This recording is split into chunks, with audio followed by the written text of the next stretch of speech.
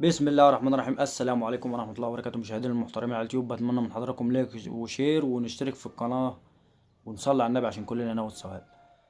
فاز نادي الأهلي امبارح في مباراة، يعني مش فاهم، مش عارف أقول إيه بصراحة. مش عارف أقول إيه. لحد إمتى قارة أفريقيا هتفضل يعني الواحد مش عايز يقول كلام يعني، ولكن هو موضوع يعصب بجد. موضوع يعصب. إيه الحكم ده يا جماعة؟ معلش أنا آسف. إيه الحكم ده؟ منين الحكم ده؟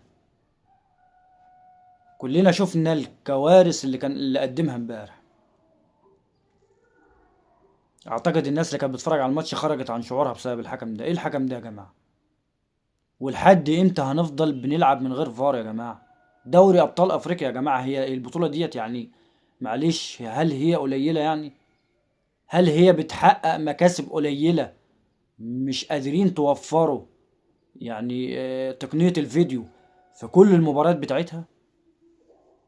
اكيد لا طبعا. اكيد لا. اقوى بطولة يا جماعة، اقوى بطولة، اقوى بطولة في القارة بحالها، ازاي ما فيهاش يعني تقنية الفيديو؟ مش فاهم انا. المفروض في جميع المراحل، مش بس المجموعات، في جميع المراحل البطولة المفروض يكون فيها تقنية الفيديو. اعتقد ان الفار لو موجود في المباراة امس، جردشار ما كانش هياخد طرد. انت لو عايز اديله انذار، واعتقد ان انت انذار يعني هتبقى ظالمه برضه. هتبقى ظالمه. مش فاهم انا في ايه. حتى المباراة الأولى برضو كان فيها يعني عبث تحكيمي. عبث تحكيمي. احنا مش هنتكلم في فنيات يا جماعة، احنا هنتكلم في التحكيم بس. الإخوة اللي بيطلعوا يطبلوا ويقولوا الحق الأهلي التحكيم بيساعدوا، انتوا فين؟ انتوا فين يا جماعة؟ اظهروا وبانوا كده يعني، طمنونا ان انتوا بخير. انتوا فين بقى؟ فين بقى كابتن رضا؟ ايه، ما سمعتلكش فيديو امبارح يعني، ولا خرجت في فيديو ولا اي حاجة؟ حتى مباراة الزمالك ما خرجتش بفيديو.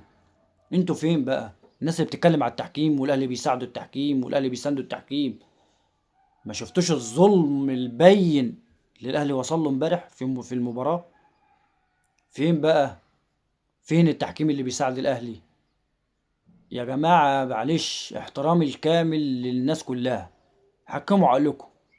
حكموا عقلكم بقى شوية. بلاش بقى شغل عواطف والكلام ده وانتماءات. حكموا عقلكم وشوفوا.